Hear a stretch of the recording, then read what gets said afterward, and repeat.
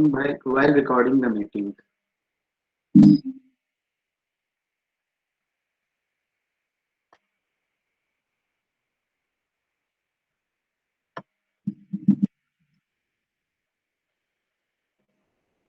Good evening to all. Welcome to the 22nd online lecture of the course Experimental Methods in Thermal Engineering.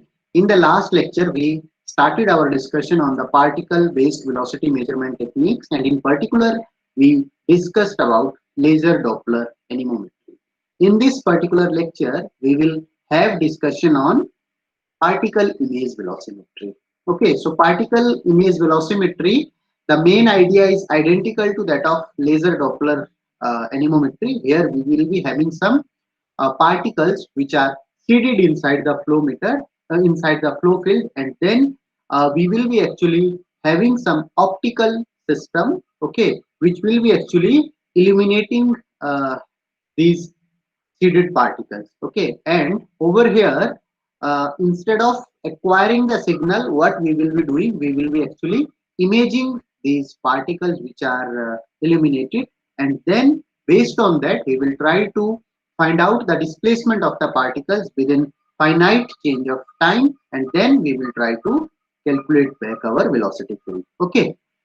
So particularly in case of particle image velocimetry, what we do, displacement of the small tracer particles that are carried by the fluid during a short time interval is actually recorded. Okay. So what we will be doing, for example, if I take some image 1, say IM1 at some time T1, and then if I consider an image 2, IM2 at some time T2, and if I consider that my difference between the times T2 minus T1, this is actually very small. Okay, so it's small, so that particle is actually not leaving our entire this resolution window, whatever we have considered. Okay, so what will be happening, we will be finding, say in image 1 some particle was at this location, and in image 2 it is at some other location, say at this particular location. Okay, so what I can do, I can just find out the change in particle position delta x and delta y. Particularly, this change has happened nothing but in time period of delta t, which is equal to t2 minus t1. Okay, at the same point of time, in actual flow field, we will be having particles of very small size, uh, and while we will be imaging, we will be having some lens arrangement, and that lens will be actually amplifying the size of our actual window. Okay, so we will be getting some magnified image. So that's why while we will be actually obtaining these displacement, so this delta x and delta y is something which we are obtaining from the image. So that's why we have to divide with some magnification factor of the image also. Okay, because in actual practice, whatever the area we will be having, basically we will be imaging that with the help of one camera, and we will be having some lens arrangement which will be magnifying our window where we are doing the particular measurement. So we have to divide over here with the magnification factor. Okay, then whatever the tracer particles we are considering, they should be sufficiently small so that they accurately follow our fluid motion and they do not alter the fluid properties or flow characteristics. So that is something which is a common requirement for all the particle technique based velocity measurement techniques. Okay, then we are having particles. These are illuminated by means of a thin light sheet, and this particular thin light sheet is actually generated from pulse light sources. Okay, so usually we consider double head pulse laser system for illuminating the particles. So what will be happening inside the flow field, we will be having large number of particles. However, we will be getting only the image for that section where we are actually having this illuminated light sheet. Okay, then light what will be scattered by the particles, that is actually recorded onto two subsequent image frames by a digital imaging device. So we will be having some CCD camera which will be actually recording the photographs of that particular section where we have actually illuminated the seat. Okay. Then what we will be doing, so here I have written that we will be having two digital imaging devices. Okay. So in the simplified system, instead of two, we may have one single camera for recording the system. But particularly while we are employing a single recording, in that case, we will be having limitation that our camera should be in direction normal to the light seat plane. Okay, so because of that, what will be happening in that particular arrangement, we will be only able to determine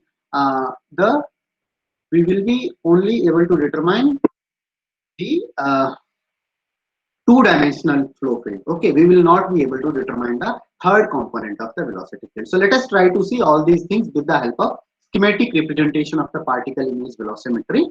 So the general arrangement of particle velocimetry is shown over here. So we are having nothing but this particular section is actually our flow domain. So in this flow domain, you can see the flow is happening from top to bottom direction, and inside the flow field we are having large number of particles. Okay, so over here we are having some laser unit. So this is nothing but a laser unit we are having, and this laser unit is actually having some optical arrangement. So over here you can see we are having some mirror, then we are having one cylindrical lens, then we are having one spherical lens.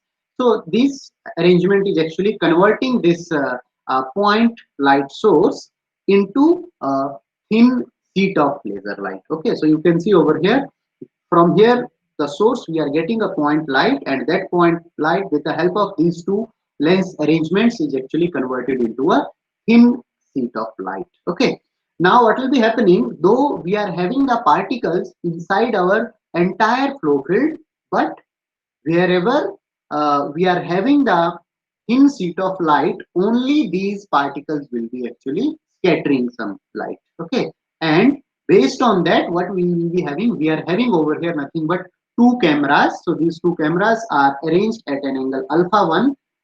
First camera is at an angle of alpha 1 from the normal direction to that of the light sheet plane, and another is at angle of alpha 2. So these two cameras will be simultaneously recording the photograph of all the particles which are actually lying on the plane of this illuminating sheet. Okay, and particularly what we do, from this light source we supply nothing but pulsed light. Okay, so that is very important. So we will be giving initial pulse for some small duration, and after that there will be some small delta t time separation, and then another laser light pulse will be given. Okay, so it means that we will be having the illumination sheet in some discrete fashion, which will be separated by the interval of measurement delta t, and these cameras will be actually recording the image at that particular angle. Okay, at that particular time instant. So now what we will be doing in this arrangement, we will be getting multiple images, okay, which will be separated by the time instant delta t. So what we have to do now, we require, first we have to acquire these images in some systems. So obviously we require certain memory for storing these images, and then we will be having some image processing algorithm which will be processing the location of the particles, and it will be converting the displacements into corresponding velocity field. Okay, so then we are having some visualization unit or some computer where we will be actually processing and visualizing our results. So this is the general setup of the particle image velocimeter. Okay, so what basically this does, so you can see over here we are nothing but taking the photograph in a single plane. So because though our flow field is actually of three-dimensional type, so as you can see that we are having this type of three-dimensional flow field, but particularly we are eliminating the particles in particular a single plane. Okay, so we are getting nothing but photograph of that single plane. Okay, so if we are considering a simplified system, in case of simplified system, what we have to do, if we have to accurately measure the position of the particles, we have to actually place our camera in direction normal to the plane of this light sheet. Okay, so we will be having camera somewhere over here. Okay, so if we are having the camera in direction normal to that of the plane sheet. So in that case, we will be getting a two-dimensional photograph, and in this photograph, actually, we will be having the displacement delta x and displacement delta y of the particles. Okay, so particularly when we are employing a single camera, in that case, we will be only able to resolve our two-dimensional velocity field, because we are getting displacement delta x and delta y, so that can be resolved, and we can finally get nothing but our 2D flow field. However, if we are employing the two set of cameras, so what we will be getting by using these two set of cameras, we can nothing but determine the displacement of the particle in z direction also. Okay, because while we are having this thin sheet of the laser light, so it will be having some finite thickness. Okay, because though what we want this thickness of the sheet should be as small as possible, but obviously it will be having certain thickness over here. So if I consider delta z as the thickness of this sheet, so what will be happening, all the particles which are lying in this thickness zone of delta z, all these will be actually we will be these particles will be scattering the light, and we will be getting the corresponding images for all these particles. Okay, so if these two cameras are placed at a certain angle, so apart from obtaining the displacements in x and y direction, they can also give us the displacement in z direction. So particularly this type of two cameras arrangement is employed where we want to resolve the entire three components of the velocity field at some particular planar location. Okay. So now what we are having in our PIV system, we are having actually the optical system as the main component. Okay, because optical system, what we are doing, we are actually illuminating our particles, and at the same point of time we are recording the images of the particles. Okay, so we are having the important requirement of a light source. So let us try to see that what are the different requirements. So the very first requirement of the light source is that it should have short duration of illumination. So delta t over here is nothing but referred to as the duration of illumination. So you have to clearly find out the difference between two delta t times. Okay, so one delta t refers to the difference between the two frames, and one time duration will be nothing but the time duration of the illumination, that for how long our laser is actually giving that sheet of light. Okay, so that is the first thing, is that we should have very short duration of illumination. So this delta t is nothing but referring to the duration of illumination. So one delta t, I have told you, that is the time difference between the two snapshots, two images. So it means two different pulses of the laser, and this delta t over here is nothing but refers to the time duration of a single pulse of the laser, that for how long our laser is actually giving this light sheet. Okay, then so this particular duration should be small. Then another practical criteria which is required for the choice of maximum duration is that our each illumination pulse should be in such a way so that our particle image do not appear as streaks, rather it should look like a circular dot. Okay, so what will be happening basically, so if during the illumination period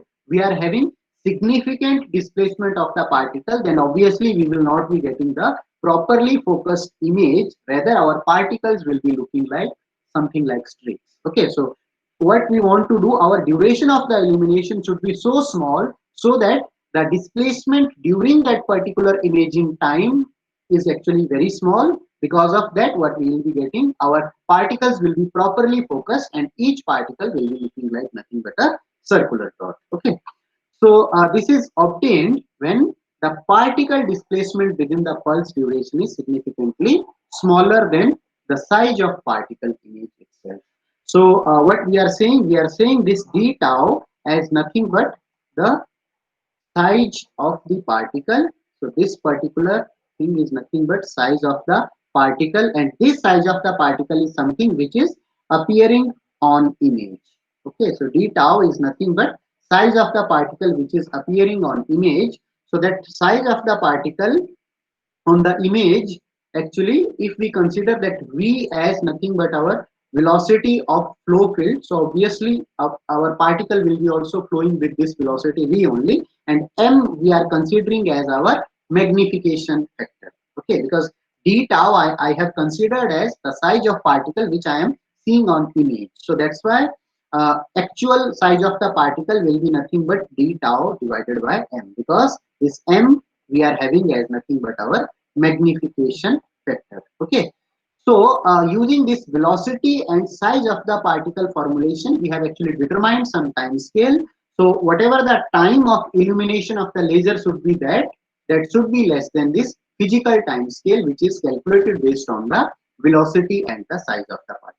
Okay, so if our illumination of the light is satisfying this criteria, then we will be getting properly focused images. Okay, then whatever illuminated particles we are having, these are nothing but distributed within a thin sheet. Okay, so such that they can be imaged in focus and their position in depth is dictated by light speed. So we should be able to properly focus our particles. Now, intensity of light source that must allow scattered light from the shading particles to be detected by the digital imaging device. So what will be happening? Our light source will be actually creating some light which will be then scattered by the shaded particles, and based on that we will be doing the digital imaging. Okay. So required pulse energy, how much amount of energy is required to generate a single pulse of light? That is something which is proportional to actually linear dimension L of the area of interest. So it means if you are having large window of observation, so amount of energy requirement will be actually increasing. So typically around 100 millijoules of energy is sufficient to illuminate an area of 10 centimeters. So if we are having length of around 10 centimeter of the sheet, so for that the requirement of 100 millijoule of energy is sufficient, and when we are using air as our working medium. Okay, if we are using water, then obviously the twice of the area can be covered. Okay, now lasers are used as illumination sources because they can produce pulsed collimated monochromatic light beam. Okay, so what we want, our while we are taking the photographs, we should have uniform intensity over our entire window of observation. Okay, so that is one requirement, because if we are having uniform intensity of the light over the entire area, then only we will be able to clearly get the sharp images, and we will be able to get the proper particle locations. Okay, otherwise then we have to employ certain post processing techniques of the images in order to obtain the specific particle locations and avoid the remove the noise from our images. Okay, now generally solid state frequency lasers are employed. So one of the laser is this ND-YAG laser, so that is required, which emits light with a wavelength of 532 nanometers, and it produces pulses of energies between 10 millijoules to 1 joule. Okay, now in this particular laser, the characteristic is that it can produce very short pulse duration of around 5 to 15 nanoseconds. So that is sufficient in order to get the sharp images. Okay, so that's why it is practically suited to illuminate flows with and without any limit of the flow speed, because whatever the duration of the pulse we will be getting from this laser, that is of the order of nanoseconds, so it can be employed for very high speed flows also. Okay, now general architecture of the laser includes two separate laser firings. So we are nothing but having two different firing arrangements. So for example, first one will be giving the pulse and then another will be giving the pulse. So it means because we are having two different separate laser firings which are independently operated, so that's why in terms of delta t period, whatever is required in between the two images, we are not having much issue. Okay, however, particularly if we talk about this type of laser, so over here we are having that repetition rate, or the rate at which we can generate the pulses, that is of the order of 10 to 50 hertz of frequency. Okay, so because of that, what will be happening if we are using this type of laser, then we will not be able to resolve the temporal evolution of the flow field. Okay, so because what will be happening, so this type of laser arrangement is something which is applicable for obtaining the flow field of the steady phenomenon, where we are not having much changes into our flow dynamics with the time. Okay, so there this type of laser is acceptable, but where we are having the fluctuations inside our flow field significantly varying with time, so there what we have to do, we have to require we have the requirement of some high frequency lasers. So this YLF type lasers are capable of emitting pulses in the energy range of 10 to 40 millijoule, and particularly at very high repetition rate of 1 to 5 kilohertz. So that's why these are the particularly type of lasers which are employed for the PIV operations when we have to resolve transient flow field. Okay, which is actually temporally evolving with time, or I should say in other words that we have to resolve the flow field where we are having significant turbulence associated. So this is one typical arrangement which is shown over here. So this is nothing but related to the visualization of a turbulent jet. So here you can see on the left hand side we are having some dye which is introduced inside the flow field. So you can see that while a dye is introduced inside the flow field, we can only see the liquid profile. So if I consider this as nothing but liquid jet and surrounding fluid as air. So if we introduce a dye inside our flow field, we will be only able to resolve, or we will be only able to visualize only the liquid structure. Okay. Whereas in case of a PIV, what we will be having, the entire portion, whether we are having liquid or we are having air, irrespective of that, within our entire visualization window, we will be having homogeneously shaded particles, and from there we can even resolve the flow field of the surroundings. Okay.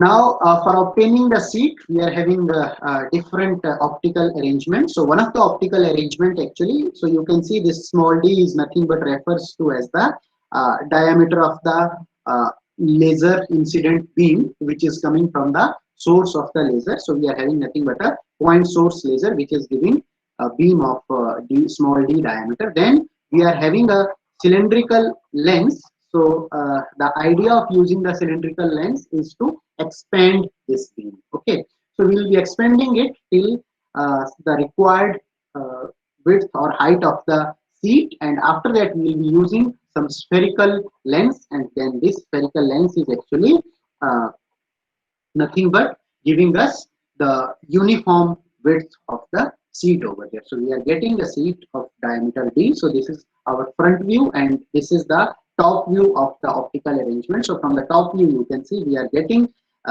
some minimum very fine thickness of the seat, and particularly the reason where we are having the thickness of this laser seat as minimum, this particular zone is referred to as Rayleigh thickness.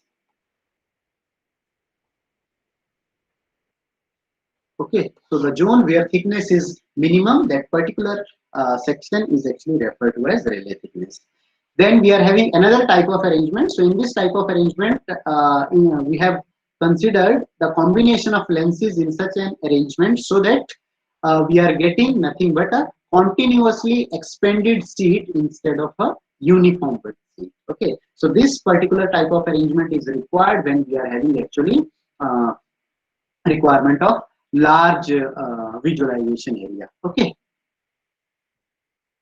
Then let us now try to see what is the arrangement we are having for the optical system, particularly from the imaging point of view. Okay, so this particular block over here is nothing but we are having the light sheet which has been generated with the help of the laser source, and delta Z naught is nothing but thickness of this light sheet. So what we are considering small x, small y, and small z as our coordinate system on the zone of visualization. Okay, then we are having some imaging lens, and this lens will be actually recording the photograph or images of this particular visualization window. Now this lens is placed at distance of z naught from our object plane, and then we are having this location which is nothing but an image plane. So at this particular location our camera sensor is located, and this camera sensor will be actually recording the images. So you can see the distance from this camera location to this particular image sensor location is nothing, sorry, lens location to this particular image sensor location is nothing but Z0. Okay, and what we are considering over here, that our coordinate system on this particular image is nothing but capital X, capital Y, and capital Z. Okay, so what are now the different characteristics of lens? So lens is basically characterized by its focal length f, then aperture number. So aperture number is nothing but our focal length divided by the aperture diameter, and then we are having image magnification factor as m0. Okay, so generally image magnification factor is defined as the ratio of image distance capital Z0 divided by object distance small z0. So this is how we actually calculate this image magnification factor.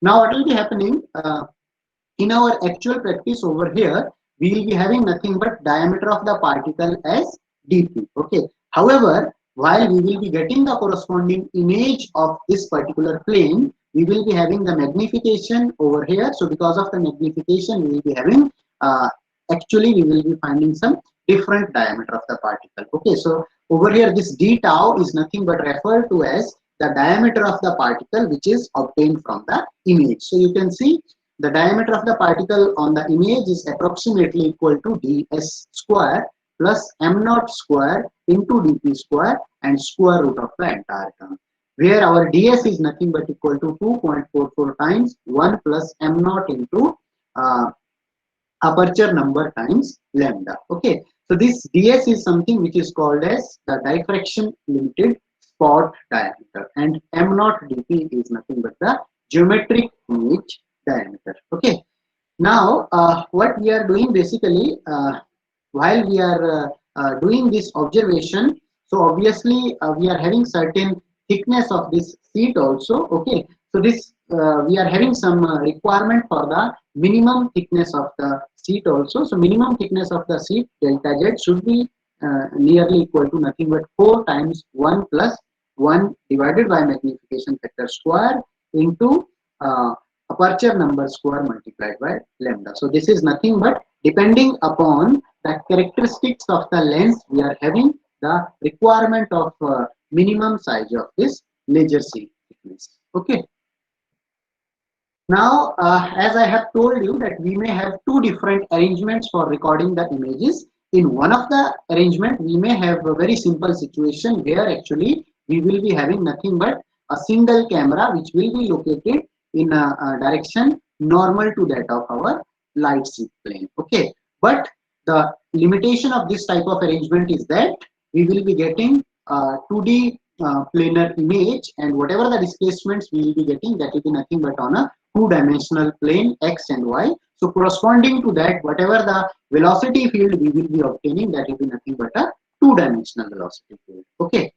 So in some of the, so this particular type of arrangement is applicable if we are having some uniform flow situation. Okay, if we are having the chaotic flow situation and turbulent flow situation, so there obviously we will be having significant component of the velocity at each and every planar location in the z direction also, third direction also. Okay, so for such circumstances, what we do, we require two cameras for obtaining or for imaging our actual window of observation, and this type of particular arrangement is referred to as actually stereoscopic particle image velocimeter. Okay, so in this type of stereoscopic images, we may have two different arrangement. In one of the arrangement, what we will be doing, you can see over here, this is nothing but our object plane where we are having our light sheet. So this photo is taken from the top view, and then this is our lens plane and this is our image plane. Okay,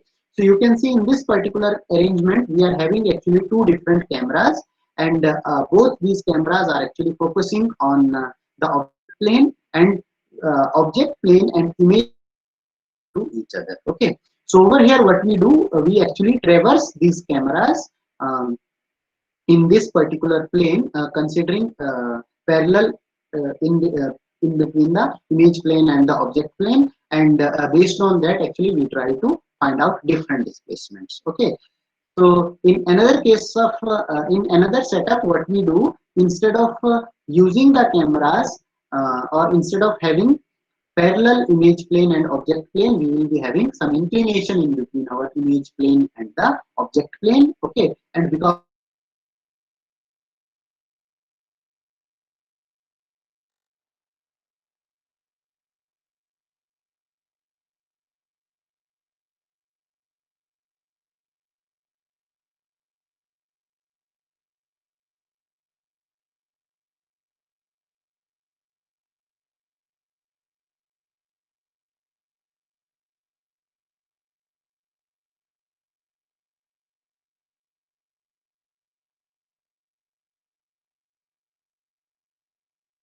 not be having any actual reflection of the two-dimensional plane, rather we will be having some deformation of the image. Okay, so what we want, we have to actually correct our image with the help of the geometric transformations. So you can see over here, this capital X and capital Y are nothing but the values which we are obtaining from our actual image, whatever we are obtaining from these two cameras. So we will be getting nothing but capital X and capital Y, and so this is a typo over here, this should be capital Y.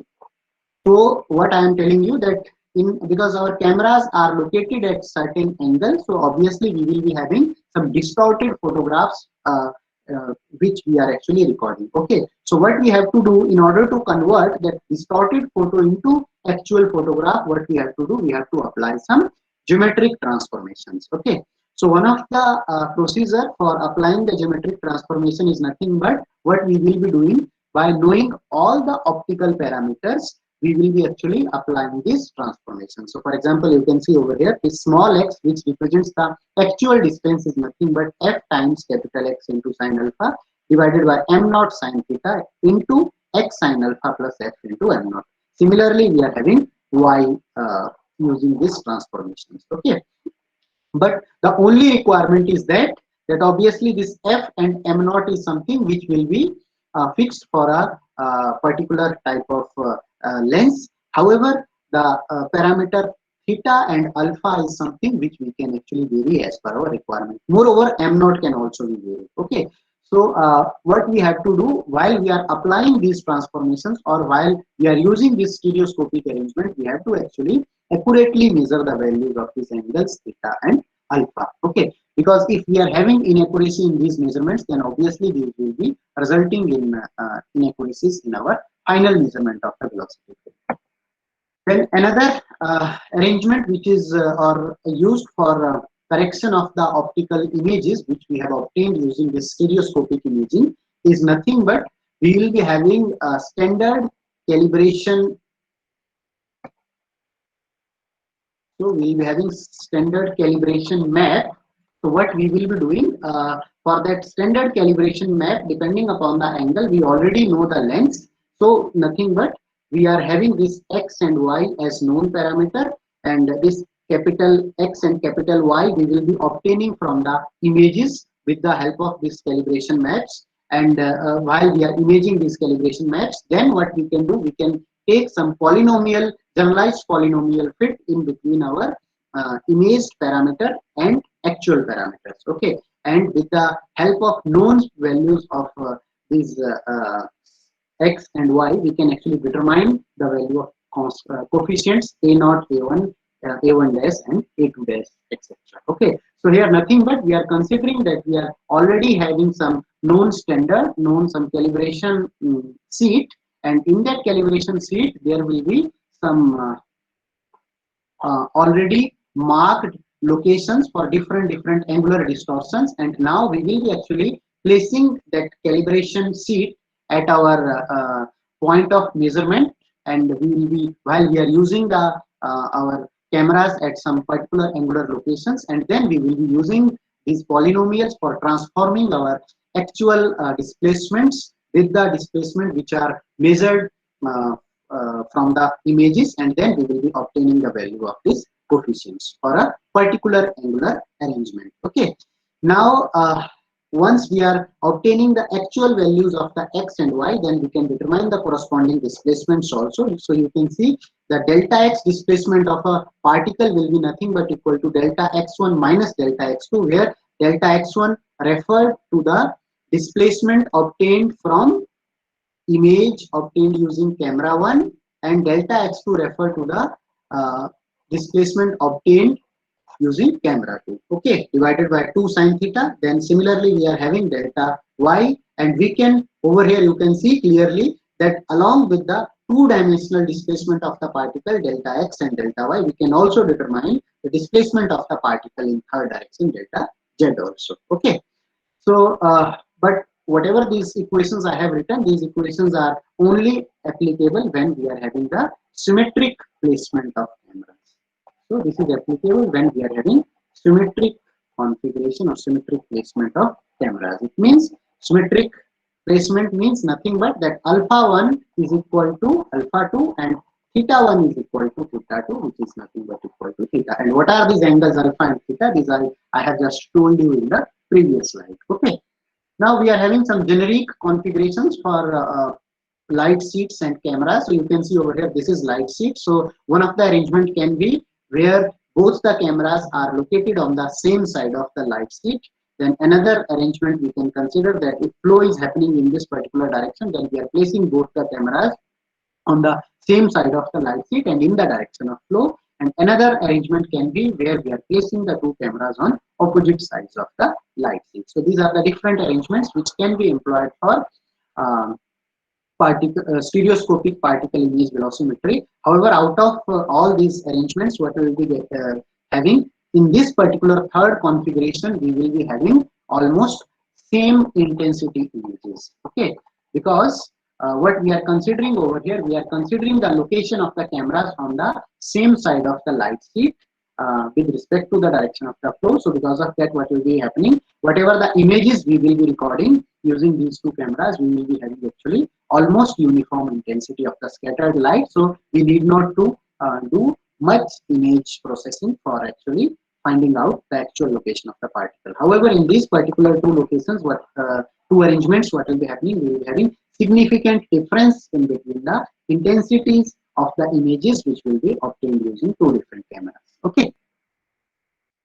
So now I have already told you that when we will be having the angular configuration, then obviously we will be having the distorted images. So you can see over here, these are the two distorted images which are obtained. Then we have to apply some transformations, and this transformation will be actually converting our this distorted image into our actual image. Okay, so you can see over here, these are the displacements delta x1, delta y1, delta xr and delta yr, which are nothing but measured in the image plane. So these displacements are nothing but on image plane, and these are the disturbances which displacements which we are having on the object plane. Okay, so what we have to do basically, from the images we will be determining the displacements at image plane, and then we have to apply some transformation metrics which will be converting our displacements into the object plane. Okay, and once we are getting the displacements on object plane, then obviously we will be able to determine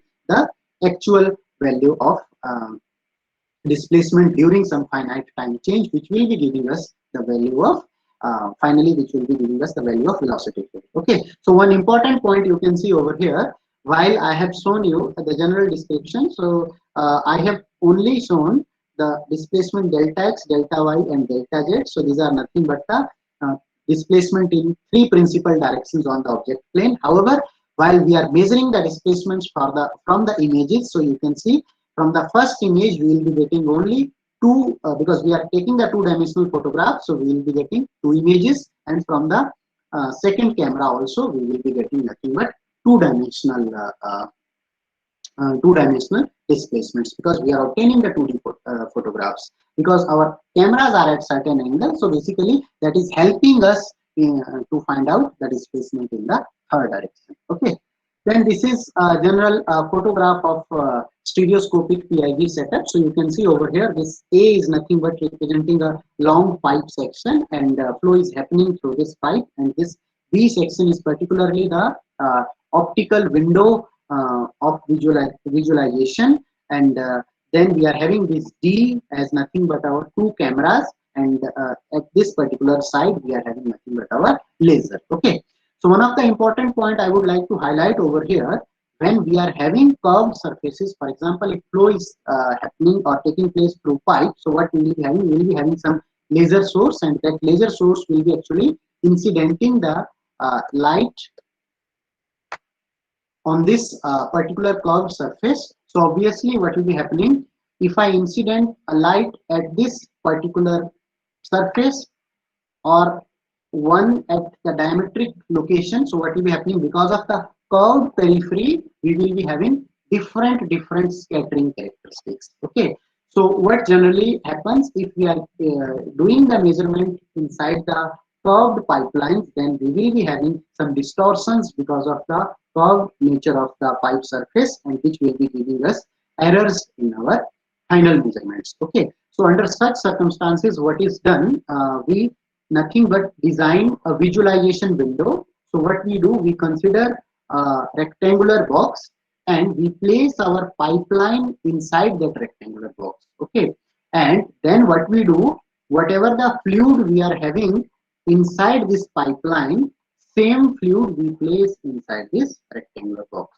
Okay, so we will be having same fluid over here as that of the fluid which is there inside the pipe. So because of that, what will be happening, if the rays are coming from different locations, so obviously now because our curved periphery is almost actually smoothed out because of the incidence of the light on a straight surface, so we will be finding that our rays will be moving in nothing but a parallel fashion. Okay, so that is something, a correction is need to be done, and this particular type of arrangement is something which is known as a view box. Okay,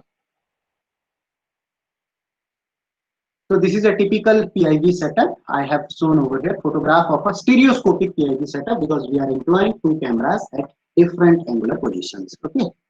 Now, what we have to do is, there is a significant amount of image analysis we have to do actually while we are obtaining the velocity field. But so what we do, we get some photographs, and in that photograph we will be having actually large number of particles. Okay, so it is not visually possible to compare the locations of the particle in between the two different images. So that is something which visually we cannot do. Okay, so for that what we have to do, we have to employ some statistical analysis, and we have to employ advanced image processing techniques in order to find out the location of the particle. Okay, so generally one of the way for distinguishing in between the location of the particles and the background image is actually some histogram approach, where what we do, we develop a grayscale histogram. Okay, so what we do when we are having an image, so over that image now, depending upon the brightness of the pixel, we are having different gray values at each and every pixel location. Okay, so what we will be doing now in this particular histogram arrangement, we will be plotting the different gray values. So for example, over here in this particular arrangement, we are having the gray values ranging from 0 to around close to 300. Okay, so how many gray values we will be having, that will be depending upon the bits of the images. For example, for 8-bit image, we will be having around 300 gray values. Okay, now what we will be doing then we will be counting the number of pixels which are having the same gray value. Okay, so what will be happening, depending upon the number of gray values, we will be getting some curve, and that particular curve is actually known as grayscale histogram. Now in this grayscale histogram, the peak value is something which refers to the, or this peak value is nothing but this corresponds to the background image.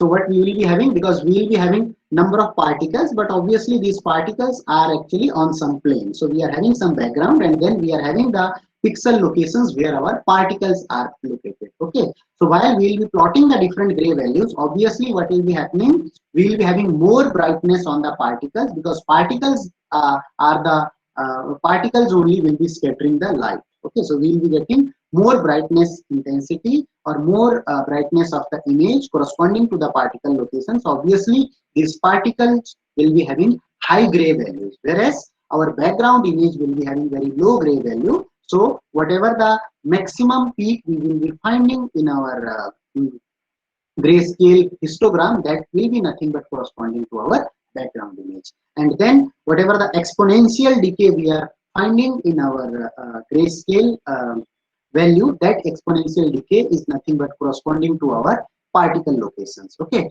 so you can see over here this line, whatever we have taken, firm line, this is actually corresponding to the particle image PDF. So this firm line is starting at this particular point and it is going this till this point. So this is nothing but a probability distribution function corresponding to the particle locations.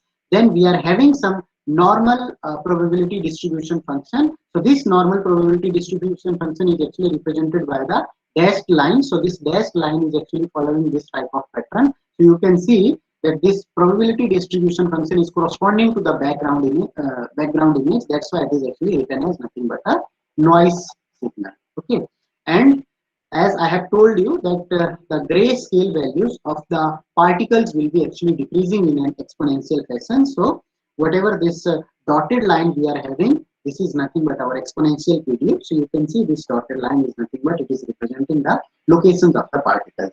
And then we are having PIV image data, which is represented by the gray points. Okay, so it means now if we have to further analyze these images, we can actually remove these grayscale values, which are nothing but reflecting only the background noise. Okay, and actual grayscale values are actually coming over here, which are corresponding to the particle locations. Okay, now generally what we do, we employ different types of interrogation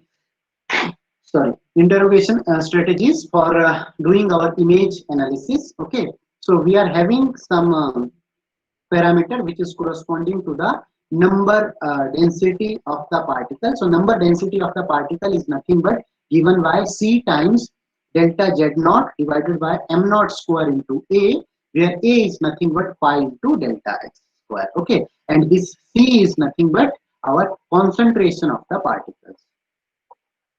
Okay, so now what will be happening if the value of this number density Ni, if it is very small than 1, in that case what will be happening, we will be having very low image density. Okay, so for example you can see over here in this particular visualization zone, now we are having only a single particle which is taken at location T1, time interval T1, and if we measure at time interval T2, now this particle has shifted from its original location, which is shown by a open circle, to this dotted point. Okay, so this type of arrangement, when we are having very low number density of the particle, under these conditions we call our particle image velocimetry as nothing but particle tracking velocimetry. Okay, so this is having advantage that we will be easily able to determine that our particle has actually gone to which location, and based on that we will be easily able to determine the velocity. However, the only thing only issue with this type of particle tracking velocimetry is that we will not be having good spatial resolution of velocity field. Okay, so spatial resolution of velocity field will be actually very sparse while we are using the particle image velocimetry.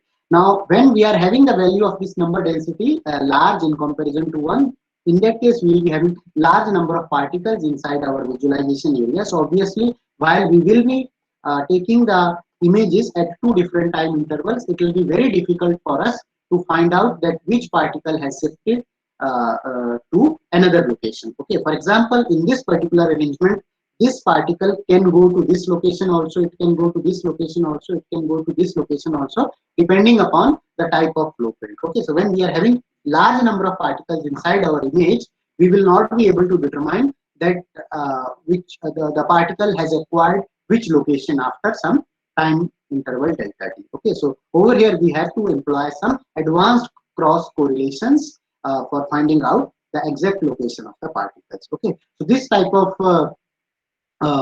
particle image velocimetry is actually nothing but high density particle image velocimetry, and this is required for accurately resolving the spatial resolution of the flow field. Okay, However, it requires advanced algorithms in order to post-process the images. So let us now try to see this particular image. So in this particular image, you can see that this particle, so these open circles are nothing but particle locations corresponding to time t1, and these filled circles are the particle locations corresponding to time t2. Okay. So in this particular arrangement, you can see that this particle is having opportunity to go in any of the direction. It can go to this, it can go to this location. So depending upon the velocity field we are having, this particle is having opportunity to move in any direction. Okay. So now if we just try to find out the probability of occurrence of this particle. So what I am now trying to do, I am trying to find out the probability of occurrence of this particle at time t2. So what will be happening? This is my nothing but displacement plane, delta x and delta y, whatever I have over here.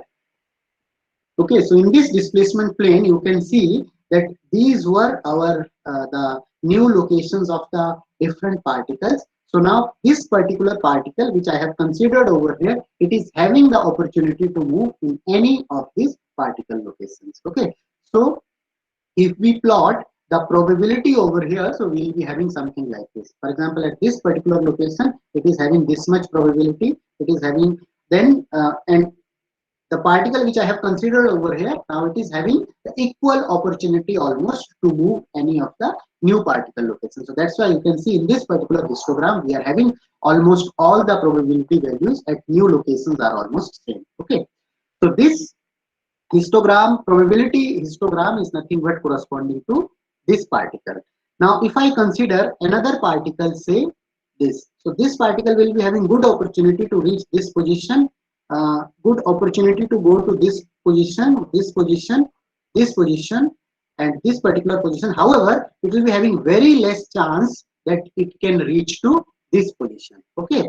So what will be happening now, depending upon the previous location of the particles and new location of the particle, for each and every particle, we will be actually finding the corresponding probability histograms. Okay. Now, if we take the sum of the probability at each and every new location for all the particles, in that case, what will be happening? Finally, we will be getting some histogram like this. Okay. So now in this particular histogram, you can see we are having one largest peak over here. And then for all other locations, we are having nothing but the small peaks. Okay. So what we can do, we can just consider from this particular histogram analysis that the particle which is getting this highest peak, nothing but that particle is having the more chances of attaining this particular location. Okay. So this type of analysis is now employed. So you can see over here, these are nothing but our two different images. So WI1 and WI2. And in these two different images, we are considering this RS. This RS is nothing but defined as space correlation, cross correlation function. So this is our space cross correlation function. Now, if we do this histogram analysis, we will be finding this type of probability histogram arrangement over here. Now, what we will be doing in this histogram, we will be actually splitting into different components. So the first component RC refers to nothing but spatial correlation. Okay, so this is nothing but the component of spatial correlation. Then second part is nothing but cross correlation. Cross correlation is corresponding to the average intensity of the image, and this RD is nothing but cross correlation corresponding to the fluctuating intensity of the image. So generally what we do while we are having an image, we convert its intensity into some average component plus fluctuating component, I guess. Okay, so what we are doing, whatever the spatial cross correlation function we are having, that function is nothing but representing the total histogram. So this total probability histogram, basically we are actually splitting into three different components. The very first component is corresponding to the spatial correlation. Second component is corresponding to the cross correlation corresponding to the average intensity field. And then third component is corresponding to the cross correlation corresponding to fluctuating intensity field. Okay. So now, once we are having this distribution, so obviously this peak location is actually the most prominent position of the particle where its occurrence, we can say that particle will be actually acquiring this particular position. Okay.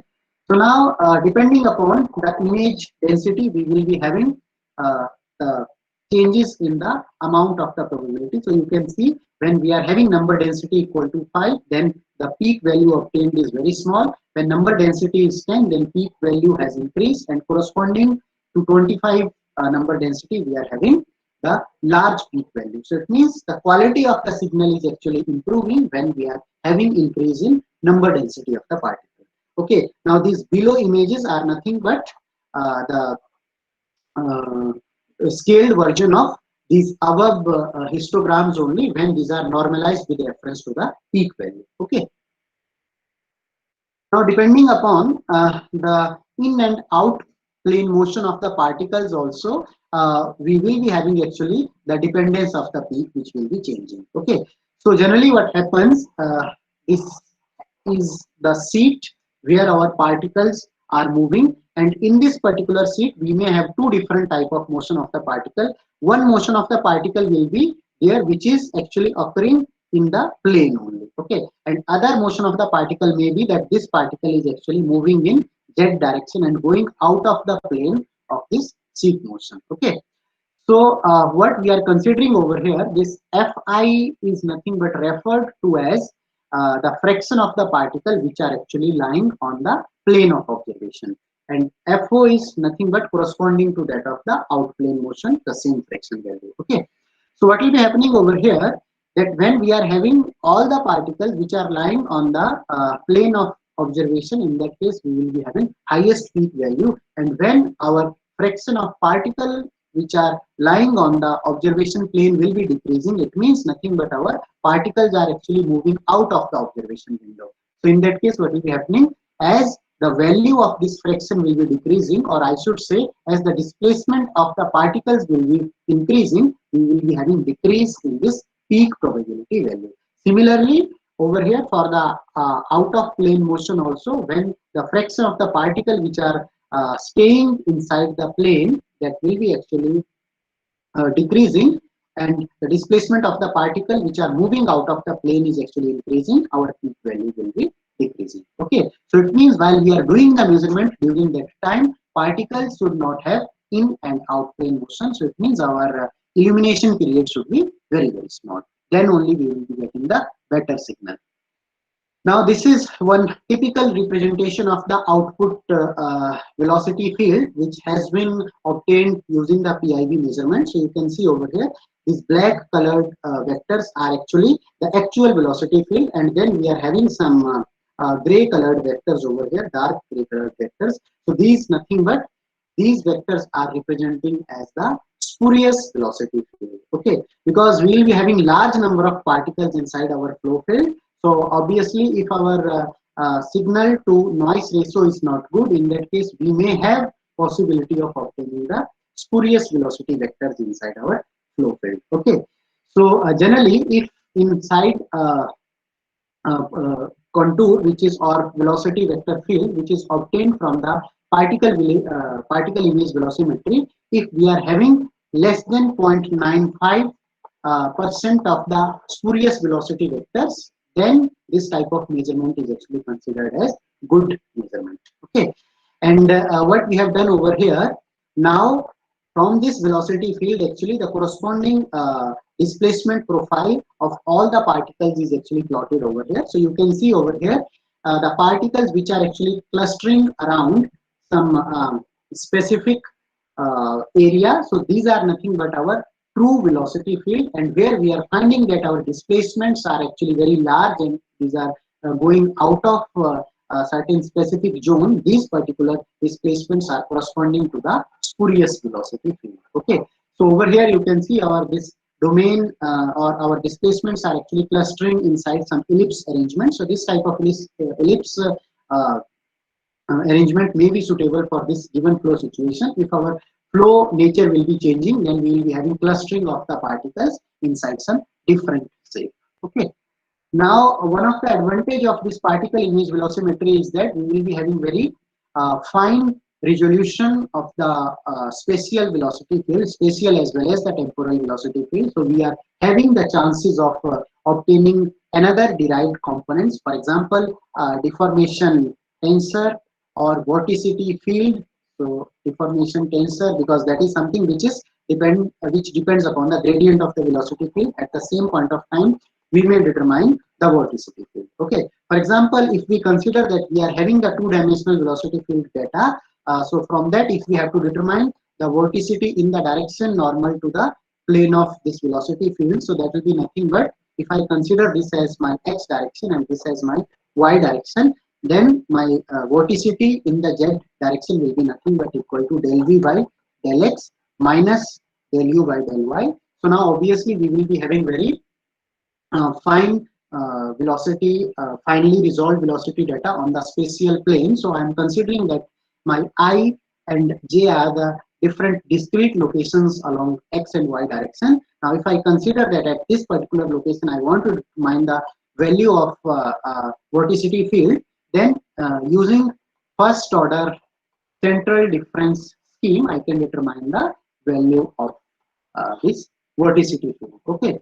So if I apply the first order central difference scheme for this v velocity field, so when v velocity is actually changing along the x, so in that case, what will be happening? V at point I plus 1 comma j minus v at point I minus 1 comma j divided by 2 times of delta x, because I am considering over here central difference scheme. That's why I have taken the differences corresponding to I plus 1 and I minus 1 locations. Okay.